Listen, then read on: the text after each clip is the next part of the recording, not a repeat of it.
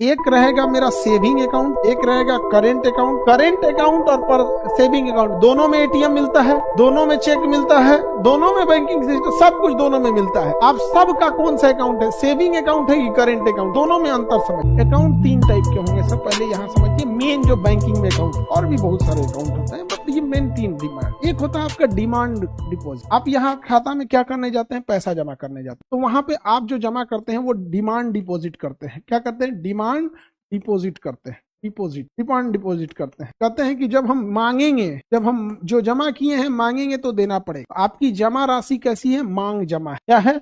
मांग जमा है। कैसी जमा है? मांग जमा है, यानी डिमांड डिपॉजिट है। जब भी आप डिमांड कीजिएगा उसे पैसा देना पड़ेगा। इसके लिए आप क्या कर सकते हैं?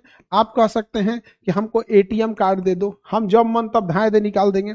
हमको तुम एक काम करो, मोबाइल बैंकिंग दे दो, मोबाइले से भेज देंगे।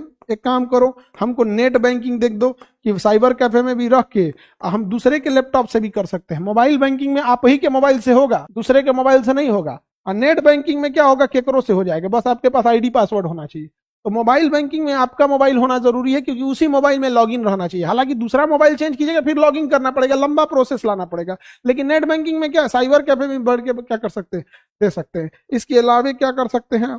आप डिमांड ड्राफ्ट बनवा सकते हैं। क्या कर सकते हैं? Demand draft. डिमांड ड्राफ्ट जिसे हम लोग शॉर्टकट में डीडी कहते हैं, डीडी बनवा सकते हैं। चेक ले सकते हैं। क्या ले सकते हैं? चेक। आप चाहे जैसे पैसा निकल, यानी डिमांड डिपॉजिट में आपका पैसा है, आप जब कहिएगा वो आपको निकाल के देगा, आप जब कहिएगा आपको निकाल के देगा, तो वो होता है डिमांड डिपॉजिट। ये मना नहीं कर सकता। आप बैंक खुला है, आपको देना होगा, 24 घंटा वो पैसा निकाल सकते हैं। एटीएम तो 24 घंटा रहता है, धन दे डाल के निकाल। बताइए, डिमांड डिपॉजिट समझ में आ गया? Any problem? डिमांड डिपॉजिट, किसी को दिक्कत? तो डिमांड डिपॉजिट मतलब क्या? हम जब पैसा मांगेंगे तब आपको निकाल के देना पड़ेगा। इसके लिए हम आपको कई सारी सुविधाएं दे देंगे, कई सारी सुविधाएं दे देंगे। डिमांड डिपॉजिट समझ में आ गया? डिमांड डिपॉजिट दो टाइप के रहेंगे। एक रहेगा मेरा सेविंग अकाउंट, सेविंग अकाउंट यानी पर्सनल पैसा। एक रहेगा करेंट अकाउंट, करेंट अकाउंट यानी बिजनेस का पैसा। तो दोनों में अंतर समझिए। आपका पर्सनल पैसा सेविंग अकाउंट में जाता है और करेंट अकाउंट जो होता है आपका बिजनेस का पैसा जाता है, बिजनेस का। लेकिन दोनों ही डिमांड डिपॉजिट है। करेंट अकाउंट और सेविंग अकाउंट दोनों में एटीएम मिलता है, दोनों में चेक मिलता है, दोनों में बैंकिंग सिस्टम, सब कुछ दोनों में मिलता है, सब कुछ। लेकिन हाँ, पर्सनल पैसा वो आपके करेंट अकाउंट में जाता है। जैसे आप जो फीस जमा किए, आपने जो फीस जमा किया वो फीस किसमें गया है? करेंट अकाउंट में। किसमें गया है? Current account. आपने जितना फीस दिया है, चाहे ऑनलाइन दिए है ऑफलाइन दिए, वो कहां चला जाएगा? Current account. अब इस करेंट अकाउंट में जिसकी जिसकी सैलरी होगी वो उसकी सैलरी अकाउंट में चला जाएगा। सैलरी अकाउंट एक तरह का सेविंग अकाउंट होता है। सैलरी अकाउंट भी एक तरह का क्या होता है? सेविंग अकाउंट होता है। ठीक है, तो कहां चला जाएगा? सेविंग में चला जाएगा। हालांकि वो होता है अलग, उसको बोलते हैं सैलरी अकाउंट, लेकिन है वो एक तरह का सेविंग अकाउंट। समझ में आ गया कि नहीं आ गया?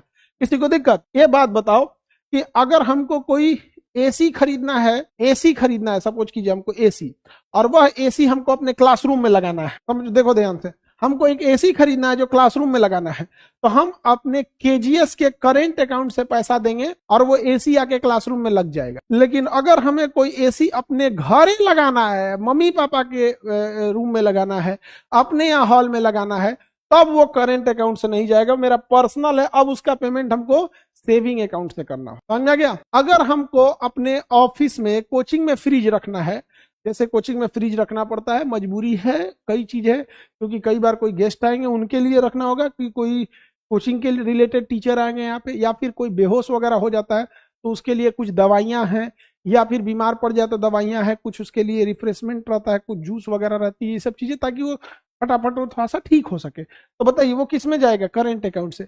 लेकिन हम अपने घरे जो फ्रिज रखेंगे, सेविंग से जाएगा। ठीक है, एनी प्रॉब्लम? सेविंग और करेंट दोनों में अंतर समझ आ गया? जैसे हमारे यहाँ कोई गेस्ट आए, उस गेस्ट को भारतीय परंपरा के अनुसार, हमारी जो भारत की संस्कृति है, उन्हें एक शॉल दिया जाता है। क्या दिया जाता है? शॉल गिफ्ट में दिया जाता है। वो शॉल वो ओढ़ने के काम में नहीं आता, लेकिन वो एक सम्मान के काम में आता है, कि एक बड़े आप शॉल दे रहे हैं। तो शॉल गिफ्ट देंगे तो किस में से जाएगा? वो करेंट अकाउंट में जाएगा, क्योंकि मेरे बिजनेस से रिलेटेड था। लेकिन हम अपने लिए वो शॉल ओढ़ ले ठंडी की दी इसमें जाएगा कि इसमें से जाएगा? बताइए किस में जाएगा? सेविंग में जाएगा। एक बालक पूछ रहा है कि पता कैसे चलेगा सर, आप अपने लिए शॉल ओढ़ के खरीदिएगा, इससे कर लेंगे तब। उसके लिए होता है आपका ऑडिट। क्या होता है? ऑडिट। ऑडिट में सब पता चल जाता है। क्या होता है? ऑडिट। ऑडिट में सब पता चल जाएगा, कौन कहाँ है, वहां पूरा डिटेल से बताना पड़ेगा ये चीज किसके पास है। और अगर ऑडिट गड़बड़ किए सरकार उठा ले जाएगी, उठा ले जाएगी सरकार। चलेगी, चलिए आइए अब आपको हम सरकारी कंबल उड़वाएंगे जेल में। जेल में चलिए, सरकारी कंबल उड़वाएंगे, या तो फाइन भरिए या तो जेल में जाइए। आपका जो कितने लोग हैं जिनका अपना अकाउंट है, जिनमें पिताजी पैसा भेजते हैं, हाथ उठाइए। कितने लोग हैं जिनका आपका अकाउंट है जिसमें पिताजी पैसा भेजते हैं, जिनका अपने नाम से है, आपके अपने नाम से। और इस तरीका सब अकाउंट खोल के रख ले सब। बाप रे बाप, सब अकाउंट खोल के रख ले।